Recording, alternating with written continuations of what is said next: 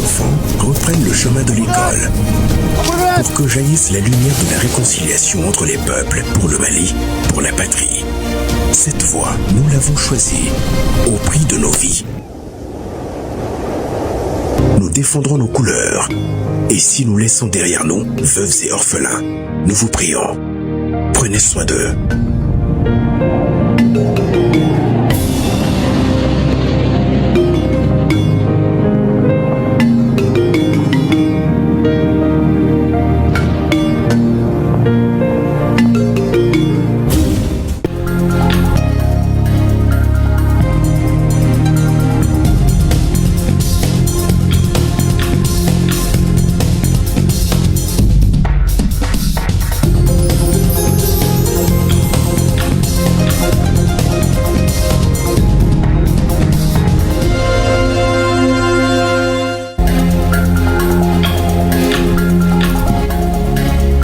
Le projet de la Charte nationale pour la paix et la réconciliation nationale est désormais achevé.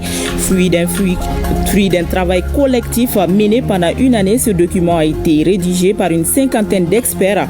Il comporte 105 articles répartis en 16 titres et 39 chapitres abordant des thématiques essentielles à la vie de la nation, la paix, la réconciliation, la sécurité, la défense et le développement. Pour comprendre davantage cette charte, nous entendrons Ousmane Soufi Maïga, président de la commission de rédaction de la charte au cours de ce journal.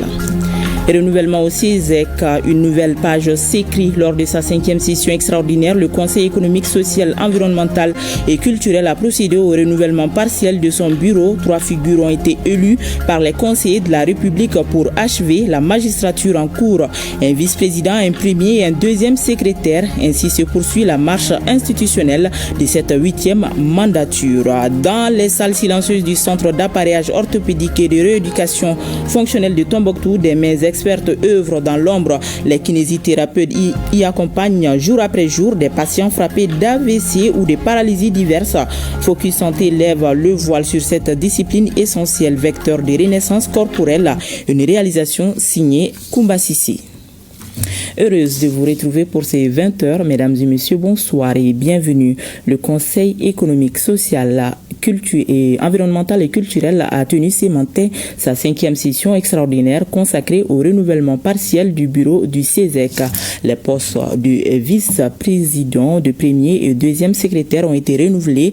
Brima Amadou Aïdara, Amadounba et Abdoulaye Kontao sont les nouveaux membres élus du Conseil économique, social, environnemental et culturel. Ils ont été élus par les conseillers de la République pour le reste de la durée de la magistrature.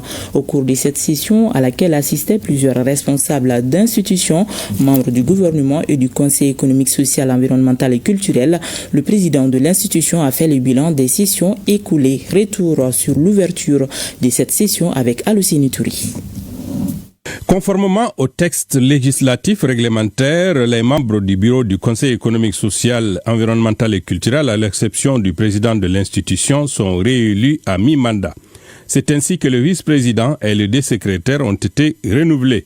L'unique candidat au poste de vice-président de l'institution, la personne de Bourema Amadou Aïdara, a été élu par 43 voix.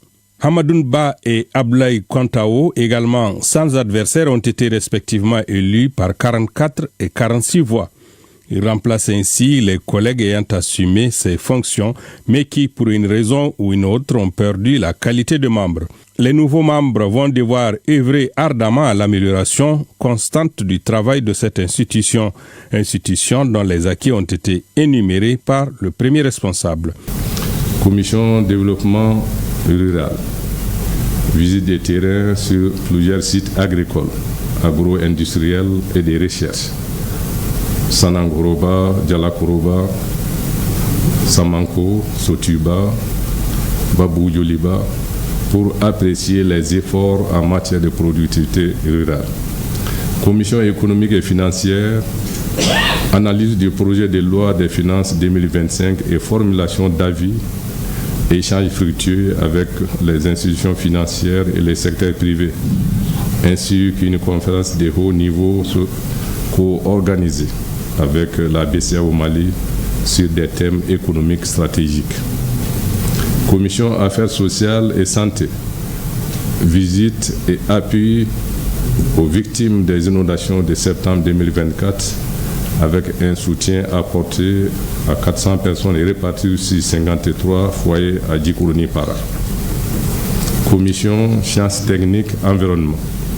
Immersion dans les unités industrielles de Tienfala et participation à la conférence internationale sur les enjeux environnementaux et le développement durable à Brazzaville.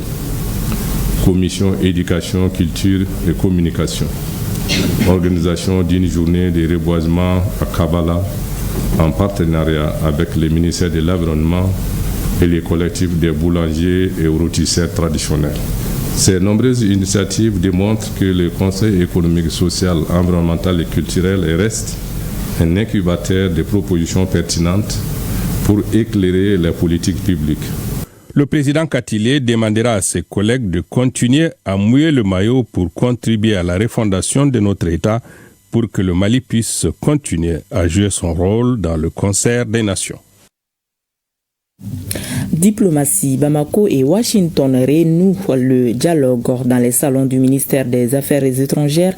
Le chef de la diplomatie malienne, Abdoulaye Diop, a reçu un émissaire de la Maison-Blanche. Le sous-secrétaire d'État adjoint américain pour l'Afrique de l'Ouest est venu réaffirmer l'engagement de son pays pour une coopération rénovée, équilibrée, fondée sur le respect des intérêts mutuels. Sécurité, commerce, stabilité, autant de piliers à reconstruire. Aridou Matina.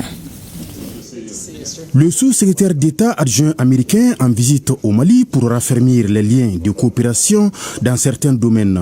L'émissaire du président américain est ainsi reçu par le chef de la diplomatie malienne qui se félicite de la posture de la nouvelle administration américaine par rapport à la situation du Mali ainsi que celle du Sahel. Nous nous réjouissons de la posture et de l'analyse à la fois constructive et pragmatique de la nouvelle administration américaine. Nous pensons que cette nouvelle disposition des hautes autorités américaines est également pour nous, en tout cas, une opportunité d'envisager nos relations bilatérales avec pragmatisme, mais dans un souci aussi de respect et d'intérêt mutuel. Donc nous nous réjouissons à cet égard que votre visite aujourd'hui à Bamako sera l'occasion pour les autorités américaines, à la suite de la visite de M. Attala qui était là il y a quelques jours, d'avoir une lecture plus proche de la réalité et aussi notre désir de continuer à entretenir des relations amicales et des relations de partenariat avec les États-Unis d'Amérique dans le cadre d'un dialogue politique constructif. Durant des heures, les parties ont échangé sur différents volets et opportunités de coopération comme la sécurité et le commerce pour consolider leurs relations.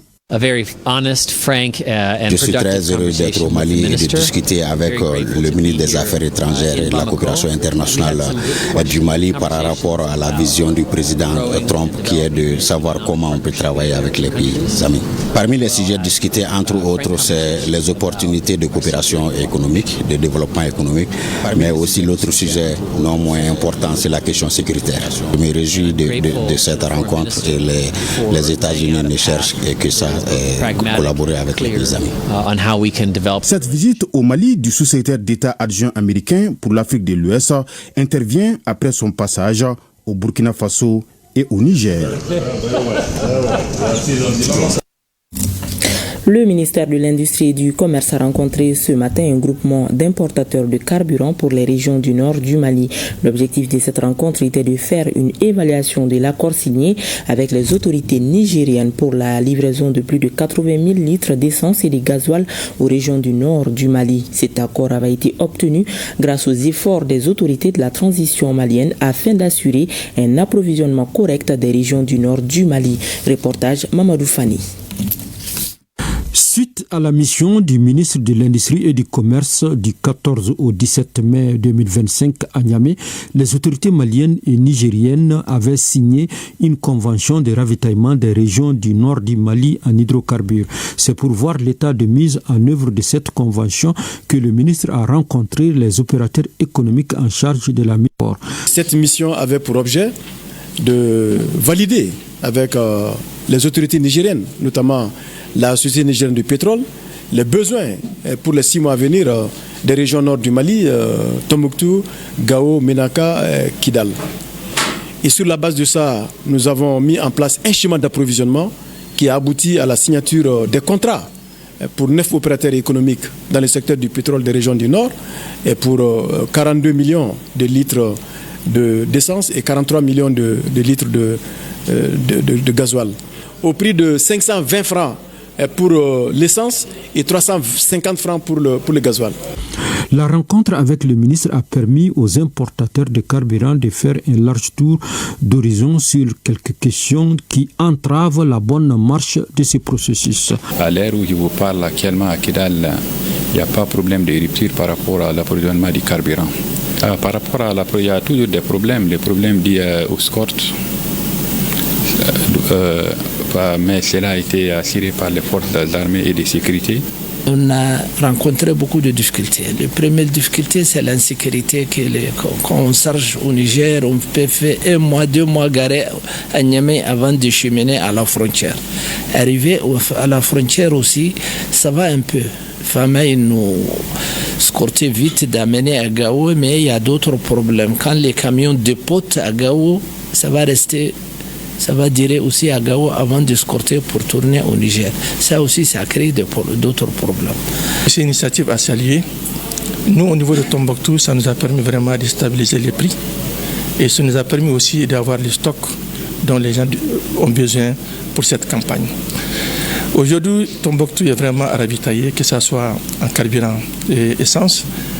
Le ministre a rassuré les opérateurs que l'État jouera sa partition pour permettre un approvisionnement correct des régions du Nord. Le dispositif que nous avons mis en place fonctionne, il marche, mais il a besoin d'être consolidé, renforcé, en apportant des réponses aux quelques préoccupations qui ont été exprimées par les opérateurs économiques.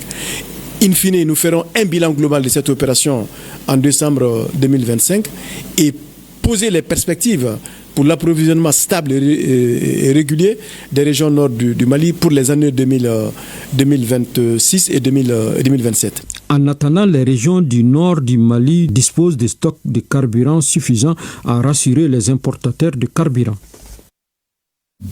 Je le disais, après une année d'intenses réflexions et de concertations, le projet de la Charte nationale pour la paix et la réconciliation est prêt. Fruit du travail d'une 50aine d'experts et de l'écoute attentive des forces vives, le document entend incarner les aspirations profondes du peuple malien. Il sera remis demain aux plus hautes autorités de la transition. Notre reporter Boubacar Bablin Touré a fait un tour au niveau des différentes commissions. Suivons.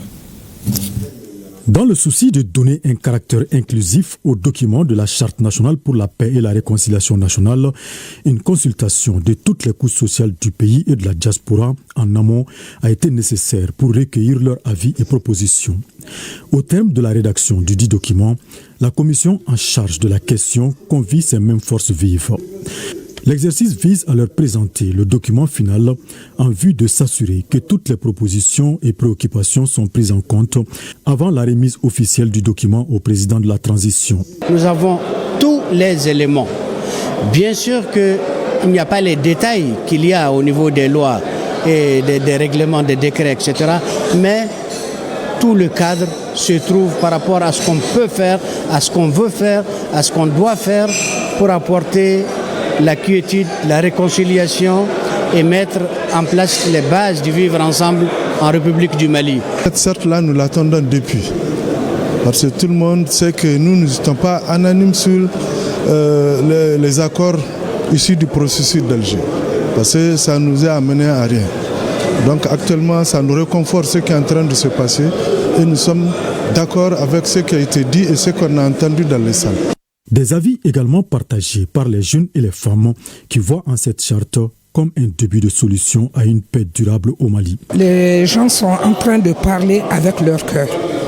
Et si on prenait tout ce qu'on est en train de dire en truc, je crois que ce serait un relancement pour le Mali. Un vrai relancement pour le Mali. Toutes nos préoccupations sont prises vraiment en compte. Et si c'est là vraiment ce qu'on a vu, et si tout ça doit être appliquée, nous avons l'espoir vraiment que le Mali va réconcilier. En marge de cette journée de restitution, une réunion technique a regroupé sur place les acteurs clés qui échangent sur les derniers réglages avant la cérémonie de remise officielle prévue ce mardi. À présent, nous allons retrouver Sira Bachili depuis le CICB qui reçoit comme invité le président de la commission de rédaction de la Charte nationale pour la paix et la réconciliation, Ousmane Issoufi Maïga, nous parle de la spécificité de cette charte et son applicabilité par les autorités. Bonsoir Sira Bachili. Bonsoir Barakissa Ouattara, bonsoir chers téléspectateurs, bienvenue au Centre international des conférences de Bamako et c'est ici que sera remis au président de la transition, le général d'armée Assimi Goïta, demain mardi, le projet de la Charte nationale pour la paix et la réconciliation nationale. À cet effet, nous recevons comme invité Ousmane Issoufi Maïga, l'ancien Premier ministre. Il est le président de la commission de rédaction du projet de la Charte nationale pour la paix et la réconciliation nationale. Bonsoir, Président. Bonsoir. La première question, elle est toute simple, c'est ce que tous les citoyens se posent aujourd'hui. Que comporte le projet de la Charte nationale pour la paix et la réconciliation nationale? Quelles sont les grandes lignes? La Charte nationale pour la paix et la réconciliation nationale est une initiative du général d'armée Assimi Goïta, président de la transition, chef de l'État, qui, lors de son discours adressé à la nation malienne le 31 décembre 2023, a estimé que les Maliens doivent s'approprier la paix et la réconciliation nationale, sans interférence extérieure aucune. Et c'est à cet objet qu'il nous a confié pour pouvoir réaliser, comme l'a indiqué l'avant-projet de charte qu'il avait initié lui-même. C'est ce travail dont l'aboutissement est arrivé, que nous allons lui remettre demain, le projet de cette charte-là qu'il a souhaité. Alors, on peut connaître les grandes lignes de cette charte? Cette charte a pour objet de réaliser toute initiative, toute action et toute activité qui concourt à la paix, à la sécurité, à la cohésion sociale, au vivre ensemble. Il était extrêmement important pour lui que les Maliennes et les Maliens se parlent, dialoguent, échangent, s'écoutent, afin de trouver des solutions durables à la paix et à la sécurité dans tous les secteurs de la vie de notre nation. Alors, on parle de 106 articles avec 16 titres. Que disent ces articles? Ce sont des lignes rouges à ne pas franchir ou ce sont des directives? Non du tout. La Charte nationale a un préambule qui fixe le projet de société du Mali. La Charte nationale est constituée de 16 titres et de 106 articles. Et cette charte parle de tous les aspects de développement économique, social, culturel. Cette charte parle de toutes les composantes de la société malienne. Comment faire afin que notre pays puisse prospérer et se faire reconnaître dans le Conseil des Nations. La charte est censée remplacer l'accord d'Alger. Alors, quelles sont nos valeurs endogènes qui figurent dans cette charte? Lors de son discours le 31 décembre 2023, et en janvier 2024, le gouvernement a dénoncé l'accord issu du processus d'Alger. Il était indispensable pour l'État de faire remplacer cet accord par un document qui est réalisé par les Maliennes et par les Maliens. C'est ce document qui s'appelle Charte nationale pour la paix et la réconciliation nationale, qui traite de tous les sujets et de toute la problématique concernant la sécurité, la paix et la cohésion sociale. Alors on dit que le document se veut être une référence pour toute initiative ou action qui concourt à la paix et au vivre ensemble. C'est une référence pour toutes les sensibilités du Mali? En effet, ce document est un document de référence pour toute action, toute activité et toute initiative qui concourt à la paix, à la sécurité, à la cohésion sociale, au vivre ensemble, et à la réconciliation nationale. Toutes ces thématiques ont été développées dans cette charte et toutes les réponses s'y trouvent. Sa réussite dépend du citoyen moyen. Tout le monde à son niveau doit s'y mettre pour que ça soit une réussite, sûrement. Cette charte va être traduite dans toutes nos langues officielles.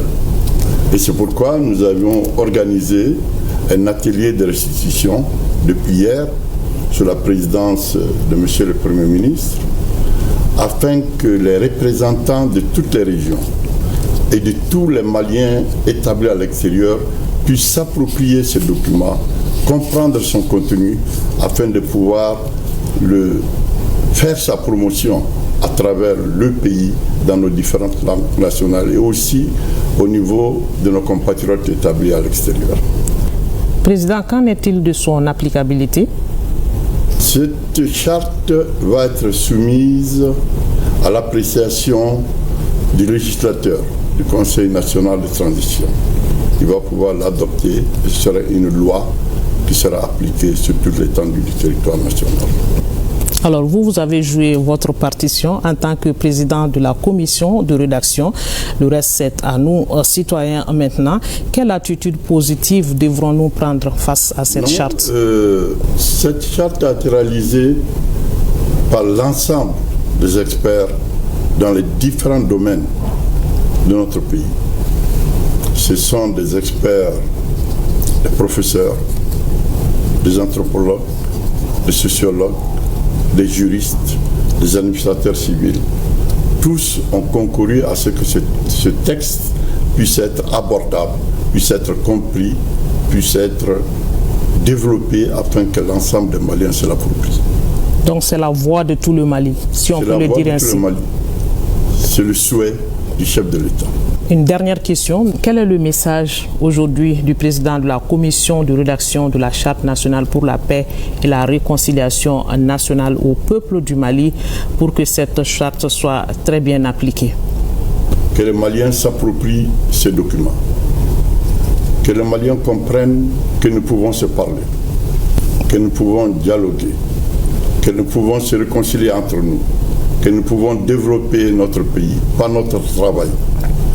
Et qu'il faut qu'il y ait une jeunesse engagée, une jeunesse compétente, des cadres compétents pour le développement harmonieux de notre pays. Et je voudrais que chacun et chacune s'approprie ce document, qui est un document de référence, toutes les actions et les initiatives futures qui seront prises par l'État du Mali. Merci, Président, pour ces éclairages. C'est à moi de vous remercier. Ce sont sur ces messages d'espoir que se referme cet entretien. Nous espérons que vous avez eu un intérêt à nous suivre. Merci de votre attention. À vous, Barakissa, pour la suite. Merci bien, Sira Batili. Je le disais également, le projet de la Charte nationale pour la paix et la réconciliation nationale a été rédigé par une cinquantaine d'experts au terme d'un processus qui aura duré une année. Il est composé de 105 articles, 16 titres et 39 chapitres qui traitent des questions intéressant la vie de la nation, notamment la paix, réconciliation, la sécurité, défense et développement. La rédaction du document a été marquée par l'approche inclusive adoptée par la commission qui a rencontré les institutions et les forces vives pour recueillir leurs contributions, observations et propositions. Le projet de la Charte nationale pour la paix et la réconciliation nationale sera remis demain au président de la transition. Il est l'une des recommandations du dialogue intermalien pour la paix et la réconciliation. Retour sur le processus d'élaboration de la charte avec Siaga Konati.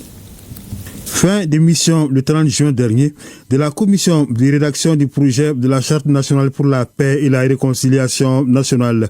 Après un an de dur labeur, car créé par un décret présidentiel en date du 28 juin 2024, le président du comité de pilotage Ousmane Issou Maïga et son équipe s'apprêtent à remettre le document final au président de la transition, général d'armée Assimi Goïta, une charte dont la rédaction a été marquée par l'approche inclusive. Des séances d'écoute et de restitution ont été organisées avant et après l'élaboration du document. La commission a ainsi rencontré toutes les couches socio-professionnelles, les institutions, les leaders religieux, les légitimités traditionnelles pour recueillir leurs contributions, observations et propositions. Ainsi, elle a rencontré le 26 mai 2025 les gouvernements pour lui restituer le projet du document qui comporte un préambule, 16 titres, 39 chapitres et 105 articles. À la suite de cette rencontre et celle que nous avons eue dans la foulée avec les autres institutions de la République, les forces vives de la nation, les personnes ressources, nous avons continué nos travaux en prenant en compte les contributions nouvelles en vue d'affiner la rédaction du projet de charte nationale pour la paix et la réconciliation nationale. La charte pour la paix et la réconciliation nationale résulte de la volonté de son Excellence le général d'armée Assimi Goïta, président de la transition, chef de l'État, de faire de la paix et de la réconciliation le socle de la stabilité de notre pays. C'est le lieu pour moi de lui renouveler nos vifs remerciements et de lui exprimer toute notre gratitude pour son leadership et sa clairvoyance portée sur nos valeurs sociétales qui prônent le vivre ensemble, l'amour de la patrie et la protection du patrimoine national. Il me paraît important encore une fois de souligner que la charte pour la paix et la réconciliation nationale est destinée à jeter les bases d'une nouvelle ère de concorde, d'entente, de sécurité, de valorisation de nos us et coutumes et de cohésion sociale. Aussi, le gouvernement prendra toutes les dispositions pour la mise en œuvre de la charte après son approbation. Un atelier de restitution à l'ensemble des couches du pays et de la diaspora a été organisé le 20 juillet 2025. C'est la même approche participative et inclusive que la Commission a adoptée lors de l'élaboration et la validation de l'avant-projet qui a été remis au président de la transition le 24 octobre 2024. 2 mois plus tard, un décret du 27 décembre nommait les membres de la commission de rédaction du projet de la charte nationale pour la paix et la réconciliation nationale, toujours présidée par l'ancien Premier ministre Ousmane Issoué Maïga. La rédaction de cette charte est l'une des recommandations du dialogue intermalien pour la paix et la réconciliation, dont la phase nationale s'est tenue du 6 au 10 mai 2024. Ce dialogue a été annoncé le 31 décembre 2023 par le président de la transition générale d'armée Assimi Goïta dans son discours de Nouvel An pour privilégier l'appropriation nationale du processus de paix. Cela afin d'éliminer les racines des conflits communautaires et intercommunautaires. Nos compatriotes souhaitent ardemment une nouvelle architecture de paix dont les piliers doivent être bâtis sur les rochers du plateau Mandingue et le plateau Dogon, avec les sables de nos belles dunes du nord du Mali, avec les eaux de nos beaux fleuves du Niger, Sénégal, Bani, Falamé, le Sourou sur la Volta et même le Yamé chez mes cousins Dogon,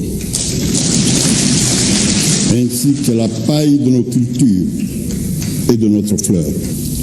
Les Maliens veulent rester imbibés dans leur mécanisme endogène de gestion des conflits. Organisé après la fin le 25 janvier 2024 de l'accord pour la paix et la réconciliation issu du processus d'Alger, ce dialogue a permis aux Maliens de proposer des solutions maliennes aux problèmes maliens sans ingérence extérieure. L'objectif assigné à ce dialogue était de diagnostiquer les causes des conflits intracommunautaires et intercommunautaires afin de tracer une architecture de paix durable, recoudre le tissu social et renforcer le vivre ensemble. L'enjeu de ce dialogue intermalien était la préservation de l'unité nationale et de l'intégrité du territoire. J'en suis heureux de constater que les Maliennes et les Maliens l'ont bien compris et se sont appropriés le processus. Le rapport général du dialogue a été remis au président de la transition 3 jours après la clôture des assises, plus précisément le 13 mai 2024. Il comporte 302 recommandations sur 5 thématiques portant sur la paix, réconciliation nationale et cohésion sociale, les questions politiques et institutionnelles, l'économie et développement durable, la sécurité et défense du territoire, la géopolitique et environnement international. La phase nationale a été précédée de celle communale, tenue du 13 au 15 avril, et des concertations au niveau des régions, du district, ambassades et consulats organisées du 20 au 22 avril 2024. Sur un tout autre plan, éducation sanitaire, top départ des examens. Les épreuves nationales des écoles de santé ont débuté ce matin dans tout le pays. Ils sont 17 729 candidats à affronter cette étape décisive, marquant un jalon dans leur parcours vers le métier du soin. C'est depuis le centre Abdoulaye Diarra de Sébenikoro à Bamako que le top départ a été donné en présence des ministres de tutelle, Tchemoko Konati. Centre Abdoulaye Diarra de Sébenikoro en commune 4 du district de Bamako, c'est lundi matin, jour de démarrage des examens des écoles de santé. Une évaluation de fin d'année qui ouvre la voie au marché de l'emploi. Ici, composent 1452 candidats dans 3 spécialités, celles de sages-femmes, d'infirmiers d'État et de biologistes médicaux. L'année académique a été bien déroulée dans la quiétude, dans la sérénité. Et c'est pour cette raison, nous, on est très ravis. Et tout ça avec l'accompagnement, le soutien de nos plus hautes autorités. C'est à 8h précise que le ministre de l'Enseignement supérieur et de la Recherche scientifique et son collègue de la Santé ont procédé à l'ouverture des premières enveloppes. Sans céder à la moindre pression, les candidats, du moins les quelques-uns que nous avons approchés, jugent abordables les premières épreuves. Je peux dire que c'est pas trop compliqué pour moi. Ça porte sur quoi, par exemple? Ça porte sur pathochirurgie et traumatologie. Est-ce que vous avez étudié ça en classe? Si. Je trouve le sujet abordable. Et ce sont des sujets que nous avons vus en classe. L'objectif ultime, c'est pour qu'on puisse avoir l'examen tous. Des réactions qui semblent rassurer les membres du gouvernement commun pour ce lancement officiel. On se félicite que l'année scolaire se soit bien passée. Nous sommes venus trouver des élèves sereins, engagés. Nous sommes venus trouver le corps professoral en place, les surveillants, c'est-à-dire tout le mécanisme était sur place. Nous avons distribué les sujets. Et étant médecin moi-même, j'ai vu que les sujets étaient vraiment abordables. Donc on va croiser les doigts que les corrections se passent bien. Le domaine de la santé est un domaine prioritaire du gouvernement et le capital humain qui est formé doit être de qualité. C'est ce qui permettrait aux Maliens d'accéder aussi à des soins de qualité et améliorer aussi la qualité des prestations dans nos établissements de santé. Ainsi, c'est parti pour quelques jours d'évaluation au terme de laquelle les 17 729 candidats au niveau national prétendent décrocher un précieux sésame pour faire carrière dans le domaine de la santé. 10 122 candidats inscrits sont également soumis depuis ce matin aux épreuves de brevet de techniciens de santé, santé maternelle et infantile, santé publique et techniciens de laboratoire et de pharmacie sont les filières retenues. Effort personnel, vigilance sont entre autres conseils donnés par le ministre de l'Éducation nationale à tous les candidats et surveillants du pays. C'était au lycée Ba Aminata Diallo où il a procédé au lancement national des épreuves. Fadema Keita. Les 10 122 candidats en sciences de la santé répartis entre les 17 centres du pays sont à la quête du brevet de technicien de santé. Diplôme axé sur la formation professionnelle qui sanctionne les 3 ans d'études dans un établissement technique en sciences de la santé. Au centre du lycée Ba Aminata Diallo, le climat semble favorable pour un bon déroulement des examens. Constat du ministre de l'Éducation nationale après quelques tours dans certaines salles d'examen. Malgré ce dispositif rassurant supposé être dans les 16 autres centres du pays, il se soumet à un devoir responsable. Remonter le moral des candidats, leur prodiguer des conseils et inviter les surveillants à plus de transparence. Pour les candidates et les candidats de se concentrer sur leur sujet, de lire attentivement les sujets parce qu'on ne peut rien comprendre qu'on n'ait pas maîtrisé, dont on n'a pas maîtrisé les tenants et les aboutissants, tous les contours. Aux surveillants, le laxisme dans la surveillance des épreuves, ce n'est pas bon. On les a choisis, les surveillants, pour qu'ils fassent leur travail de surveillant. À l'Académie d'enseignement Rive Gauche, les consignes de la police de surveillance sont en cours pour que les 2130 candidats composent dans la sérénité. Nous avons 24 salles de 30 de SMI, plus une salle de 17 et une salle de 24. Bon, pour la TLP, nous avons 6 salles de 30 et la dernière salle de TLP, ça fait une salle de 23. La police et le règlement, c'est-à-dire la décision 00539 déterminant le règlement et la police de surveillance a été largement commenté. Les candidats et pour les parents d'élèves, un examen est un examen et il n'y a pas de pitié. Auparavant, depuis à l'entrée, les surveillants avaient soumis les candidats aux fouilles systématiques, condition première pour accéder à la salle. Pour un journalisme d'éthique et d'exigence face à la prolifération des dérives médiatiques, le besoin de professionnalisme devient criant. Pour y répondre, l'école du Salon des médias entame sa 3e cohorte. Une soixantaine de journalistes sont ainsi appelés à revisiter les fondements de leur métier, rigueur, intégrité, déontologie. Objectif, réconcilier l'information avec la vérité. Bokari Koulibaly a suivi les travaux d'ouverture suivant son reportage. La précarité et l'absence de couverture sociale, voilà des mots dont souffre la presse malienne. À cela s'ajoute également le manque de formation adéquate, un véritable frein à la pratique d'un journalisme de qualité. Dans un contexte marqué par les dérives, le manque de professionnalisme et d'éthique dans le traitement de l'information, le Salon des médias se veut une sentinelle. Une formation est donc initiée au profit de 60 journalistes venus de divers horizons.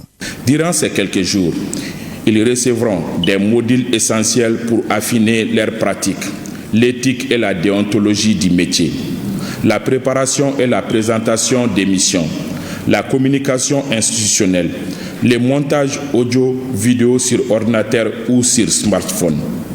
Des sessions condensées organisées chaque après-midi afin de permettre aux participants de concilier rédaction le matin, formation le soir. S'inscrivant dans cette dynamique, le ministre chargé de la communication a insisté sur la nécessité de se former avant d'informer. Toute information qui peut causer du tort à un pays, à une famille, à une personne, c'est très dangereux. Il ne faut pas la publier. Je vais insister sur la moralité, la déontologie et l'éthique. Regardez les premiers articles de l'essor des radios Mali. C'était souvent des enseignants, des moniteurs d'agriculture qu'on avait amenés. Mais puisqu'ils avaient une éducation politique, ils étaient moralement bien assis, ils savaient ce qu'il fallait dire. Parce que le journalisme, proprement dit, c'est 3 choses.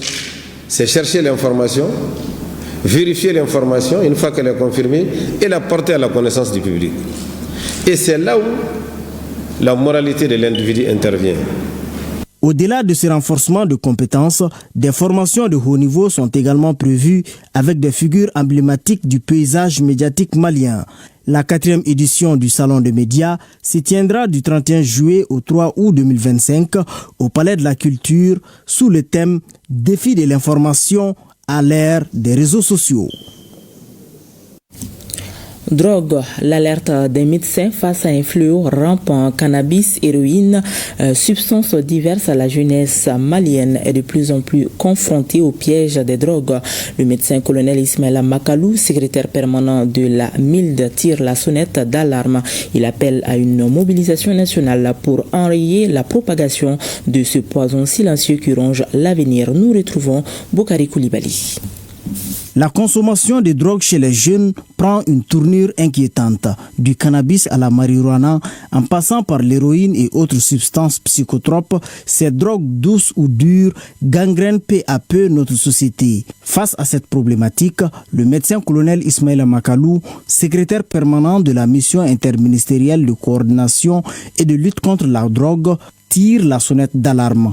Invité en tant que panéliste, il plaide pour une réponse collective et coordonnée. Quelqu'un qui consomme déjà, par rapport à, sur le plan déjà santé, on voit que de plus en plus, il y a des jeunes qui deviennent agressifs, qui deviennent impulsifs. Sur le plan social, c'est des gens qui vont voler, qui vont aller en prison. Sur le plan, c'est-à-dire ils risquent, c'est des gens qui vont consommer, ils vont se donner la mort. Vous voyez beaucoup d'accidents même qui se passent. C'est-à-dire que ça soit, je ne veux pas indexer les chauffeurs, mais de façon générale, beaucoup d'accidents sont produits parce que ces gens consomment de la drogue. Nous les jeunes, nous devons mettre en tête que la drogue n'est pas une solution à nos problèmes. Et le pays ne peut pas avancer comme ça. Et si cette jeunesse est vouée aux drogues, ça veut dire que le pays n'a pas d'avenir. Nous devons travailler, il y a le pays qui compte sur nous, il y a nos familles qui comptent sur nous. Donc nous devons laisser la drogue pour travailler et bâtir un Mali meilleur. Selon le colonel Makalou, seule une synergie d'action impliquant famille, école, autorités et société civile pourra freiner l'expansion de ces fléaux chez les jeunes. Les FAMA ont neutralisé Suleiman Aga Bakawa, terroriste particulièrement redouté dans la zone de Tin Fadimata, dans la région de Menaka. Suivons le commentaire avec Abdoulaye Sakou. L'état-major général des armées informe l'opinion nationale et internationale qu'une opération de précision a été conduite avec succès dans la zone de Tin Fadimata, ayant abouti à la neutralisation de Suleiman Ag Bakawa, connu sous le nom de guerre soldat, l'un des chefs notoires de l'État islamique au Grand Sahara. Cet individu particulièrement redouté était à la tête d'un groupe tristement célèbre pour avoir sémé la terreur dans la ville de Menaka et ses environs. Il est directement impliqué dans plusieurs enlèvements de civils ainsi que dans des assassinats ciblés contre les FAMA et les populations innocentes. Par cette opération rigoureusement planifiée et exécutée avec professionnalisme, les FAMA réaffirment leur engagement indéfectible à défendre l'intégrité du territoire national, à protéger les populations et à éradiquer toutes les menaces terroristes qui pèsent sur notre nation. L'état-major général des armées salue la résilience du peuple malien et appelle l'ensemble des citoyens à faire preuve de vigilance, de solidarité et de confiance en leurs forces de défense et de sécurité qui poursuivent sans relâche la lutte pour un Mali uni, stable et souverain. La première session du comité technique de transfert de compétences et des ressources de l'État aux collectivités territoriales au titre de l'exercice 2025 se tient à Bamako. Elle réunit pendant 2 jours les responsables de la Direction générale des collectivités territoriales et les chefs des cellules d'appui à la décentralisation. Les débats vont permettre de formuler des recommandations à soumettre à l'approbation des autorités compétentes. Batraouri. Certaines recommandations formulées lors des assises nationales de la refondation en 2023 ont abouti à la promulgation des textes de base pour améliorer la décentralisation. Parmi ces recommandations figure le transfert des compétences et des ressources de l'État aux collectivités territoriales. L'État a estimé bon de maintenir 2 niveaux de collectivités territoriales, la région et la commune. Cela sous-entend que les prérogatives qui étaient dévolues au cercle doivent être réparties et voir quel est le niveau le plus approprié pour exercer cette mission. Quand on parle de mission, il s'agit des services qui sont rendus par les collectivités territoriales aux populations. Ces transferts auront pour incidence, bien sûr, des missions opérationnelles qui vont être réalisées par les collectivités territoriales, des services qui vont être rendus par les populations. Quand on parle de services, on parle aussi de qualité des services. À titre d'exemple, prenons la santé, les centres de santé de référence, qui sont aujourd'hui les hôpitaux des districts, étaient sous l'autorité des conseils de cercle. Avec la réforme, ces hôpitaux vont être transférés ou à la commune ou à la région. Le processus de transfert des ressources qui a déjà commencé dans certaines localités donne des résultats encourageants qu'il faut consolider, dira le représentant du ministre de l'administration territoriale. Je me réjouis des progrès réalisés ces dernières années dans la mise en œuvre de la réforme et des résultats obtenus, notamment l'effectivité des transferts de compétences et des ressources de l'État aux collectivités territoriales dans les 21 domaines pour lesquels des décrets ont été adoptés. Le montant global des transferts qui se chiffre à environ 432,554 milliards de francs CFA. La mise en place des délégations spéciales qui a permis d'assurer la continuité des services aux usagers, l'effectivité de la mise en œuvre des contrats plans État-région avec une mobilisation de 29,07 milliards de francs CFA, dont 18,56 milliards de francs CFA de contribution de l'État. La rencontre de 2 jours regroupe les responsables de la Direction générale des collectivités territoriales et les représentants des cellules d'appui à la décentralisation des 19 régions administratives du pays, plus le district de Bamako. Elle doit formuler des recommandations à soumettre à l'approbation des autorités compétentes. La sensibilisation des personnes vivant avec handicap sur les méfaits de la corruption, c'est l'objectif d'une journée d'échange à l'Institut national des jeunes aveugles du Mali. Elle est initiée par la CLC, Coalition de lutte contre la corruption.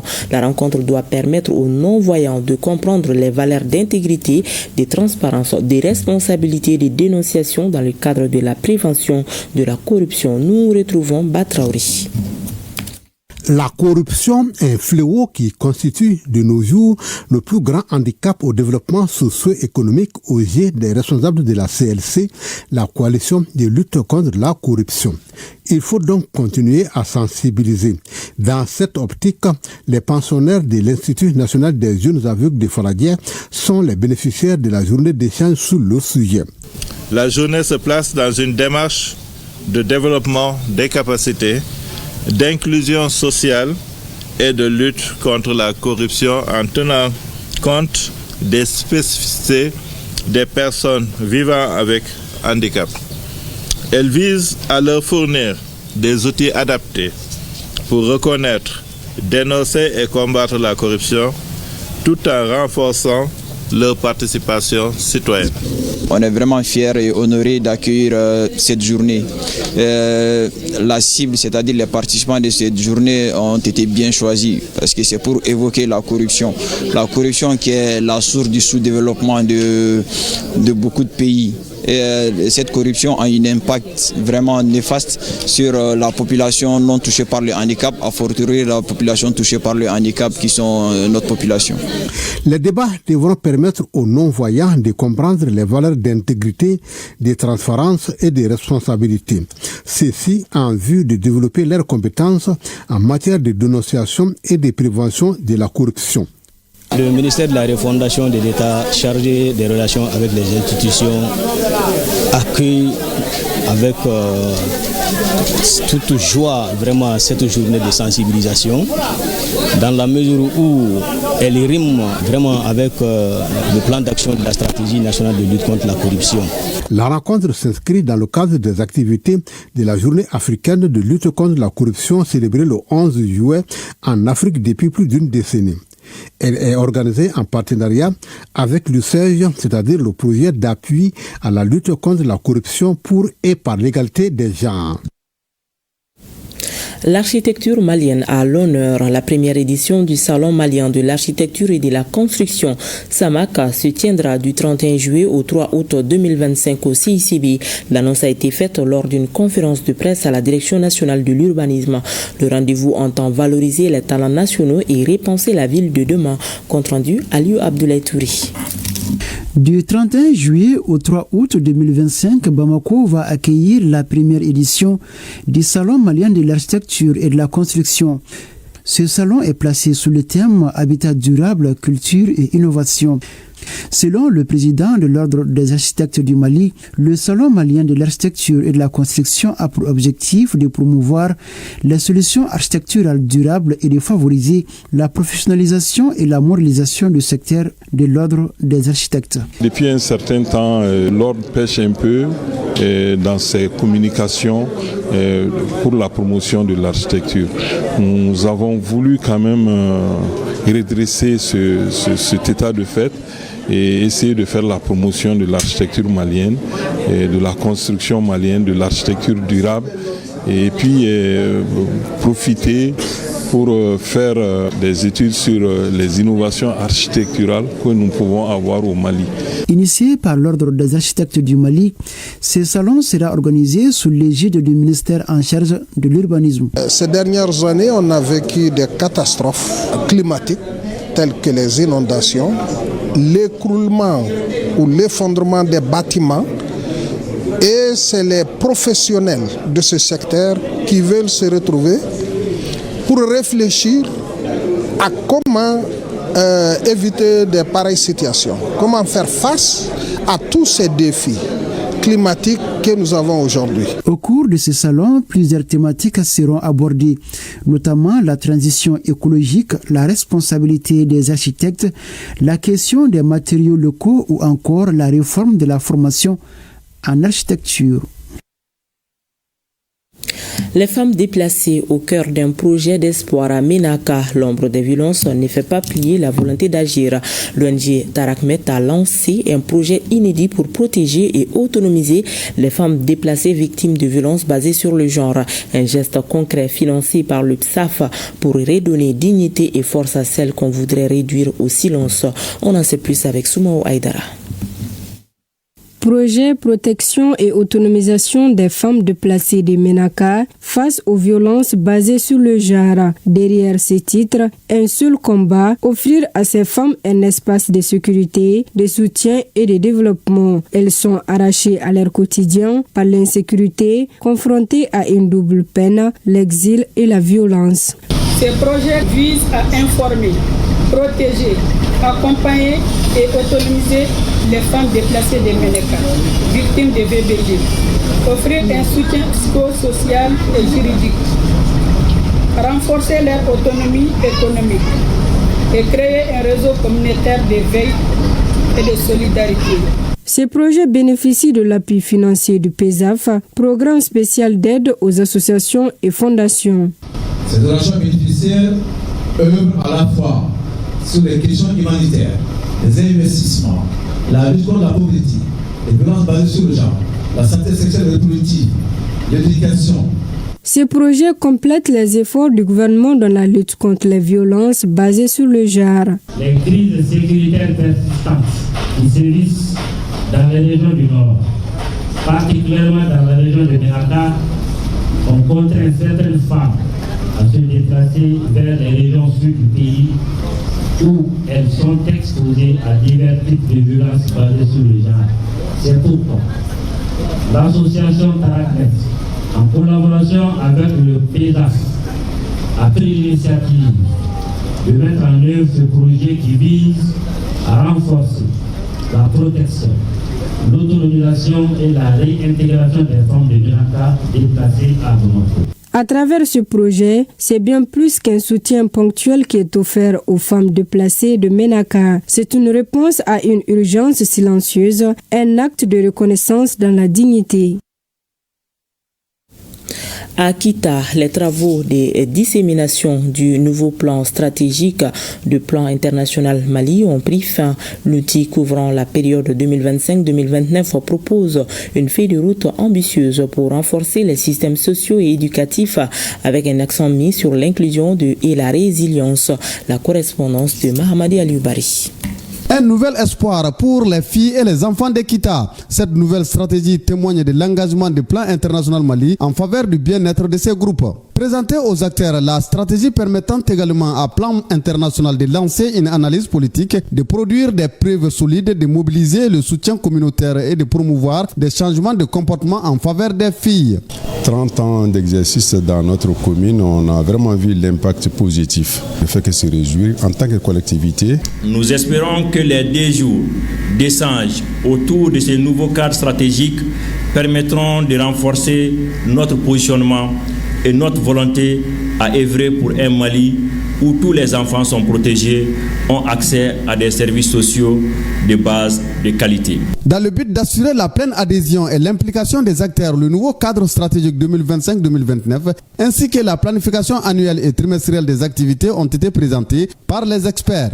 Cette démarche a permis à Plan Mali de recueillir des recommandations et d'accorder sur les actions futures à mener en vue d'améliorer la planification des activités. Vous le savez, Plan, dans sa stratégie de mise en œuvre de ces activités, une planification quinquennale doit se faire avec maintenant les partenaires pour que chacun puisse vraiment donner son point de vue et s'impliquer très activement dans sa mise en œuvre. Plan international est une organisation humanitaire et de développement indépendante à but non lucratif qui existe depuis 1976 au Mali, avec un objectif unique, celui d'atteindre le plus grand nombre possible d'enfants, en particulier ceux qui sont exclus ou marginalisés grâce à des programmes de haute qualité et qui apportent des avantages durables. La rencontre a réuni toutes les parties prenantes, y compris les équipes programmes soutenues par les services de Plan Mali International.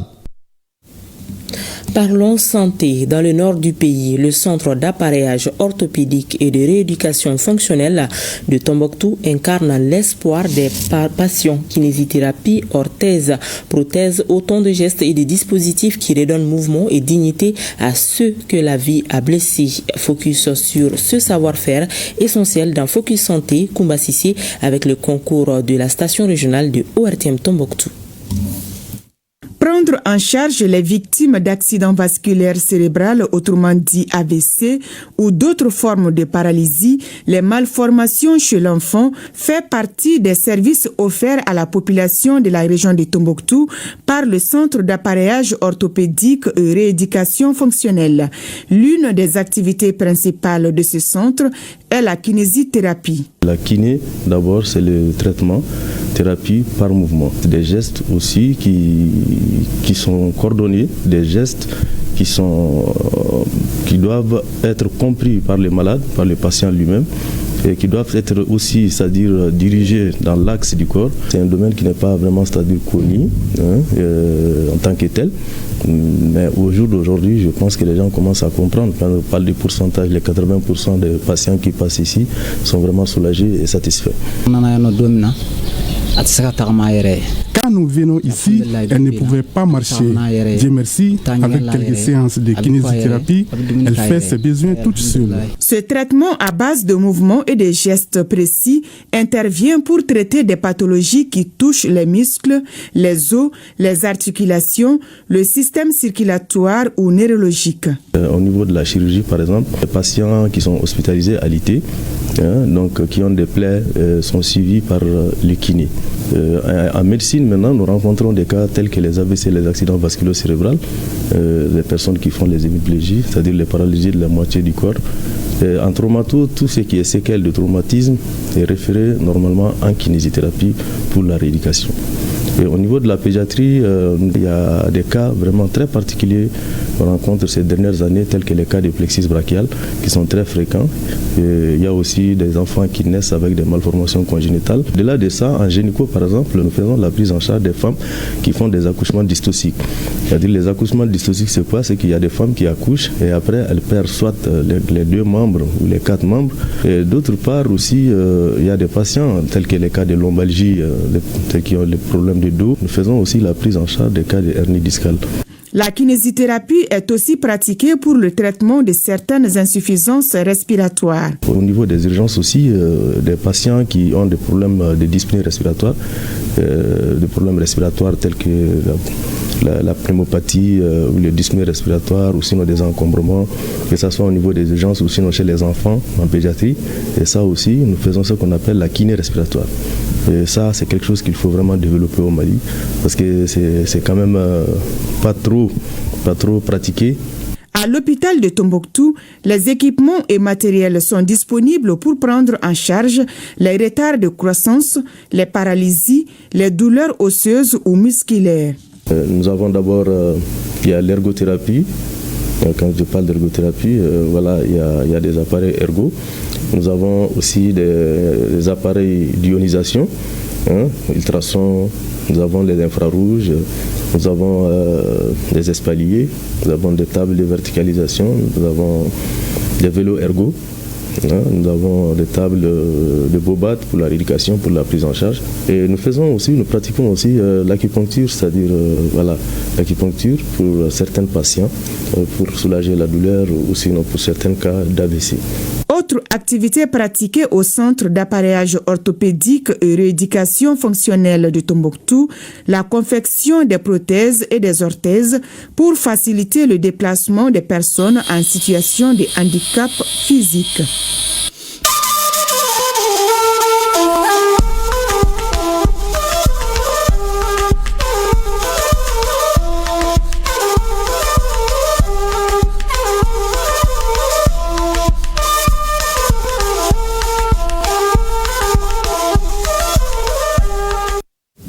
Nous ouvrons la page AES par le Niger où 233 personnes ont été interpellées, dont 9 femmes et 5 mineurs. Une quantité non négligeable de drogue saisie. C'est le résultat de l'opération coup de poing dénommée Maïmaïara, menée hier à Niamey par l'Office central de répression du trafic illicite des stupéfiants en collaboration avec le Conseil régional de sécurité. Cette opération est couplée à un dépistage des conducteurs routiers. Compte rendu Gérard Abdul Aziz et Issoufou Soumaïla.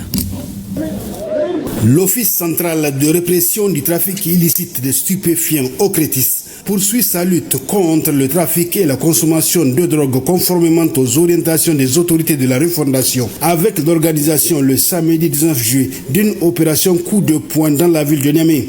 Dénommée Maïmaï Yara, l'opération qui s'est déroulée avec l'appui du Conseil régional de sécurité CRS de Niamey a mobilisé 264 agents FDS à bord de 36 véhicules qui ont visité les lieux de vente et de consommation de drogue dans la capitale selon 6 axes.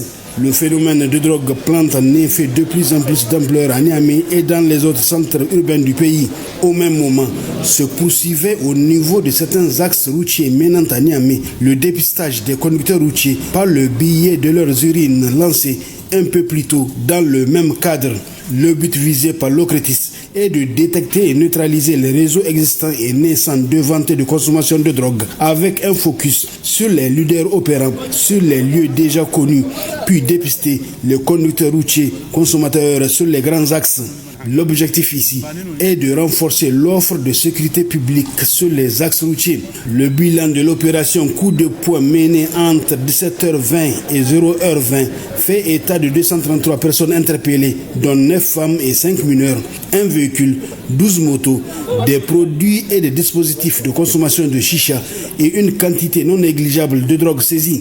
Parmi les 233 personnes interpellées, 59 dont 5 femmes et 3 mineurs ont été mises à la disposition de l'OCRETIS pour fait de drogue et 174 dont 4 femmes et 2 mineurs ont été mises à la disposition d'autres unités d'enquête pour des infractions relevant de leurs compétences.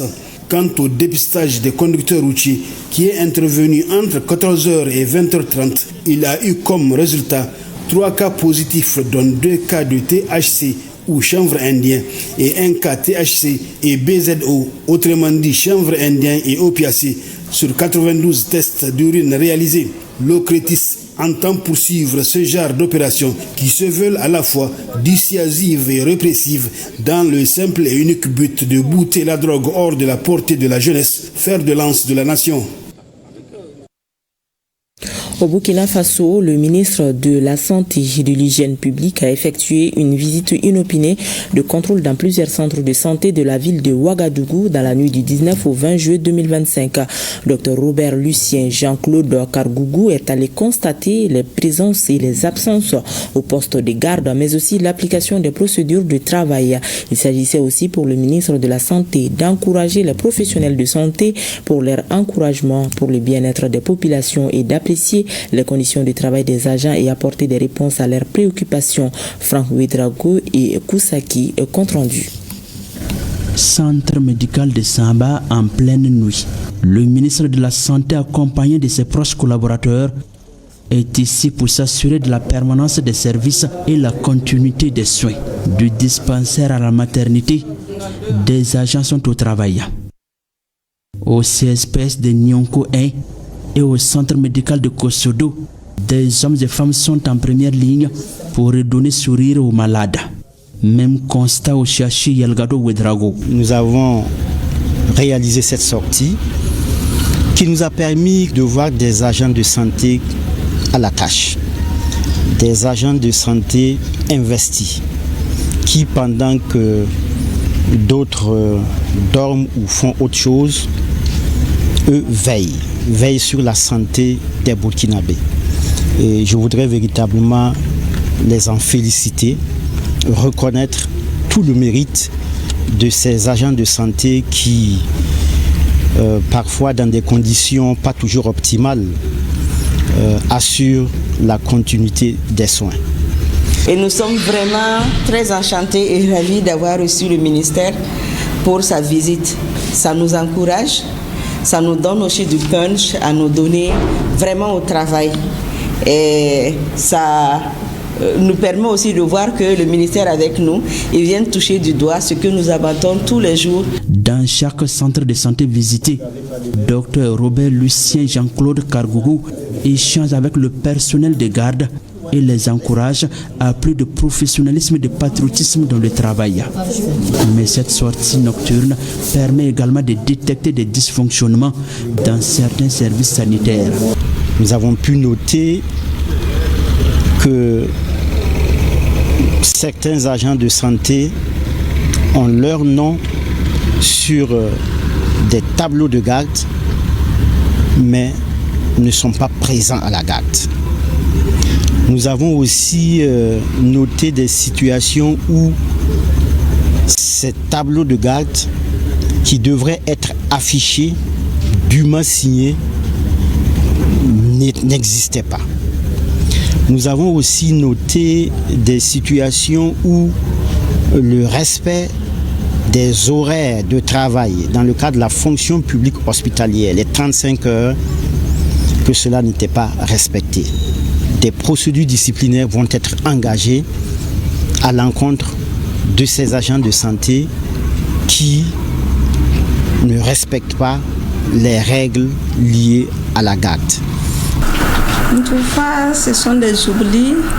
Si on est bousculé à la garde, des fois on peut descendre aussi, oublier de signer. C'est vraiment, on s'engage à veiller à ce que tout soit correctement rempli avant la descente. On a eu la visite surprise de monsieur le ministre, exactement vers 1h et quelques. Voilà, du matin. On est très honorés. Visite des salles de consultation, des blocs opératoires. Bref, tout le dispositif sanitaire est ici donné à voir aux premiers responsables de la santé.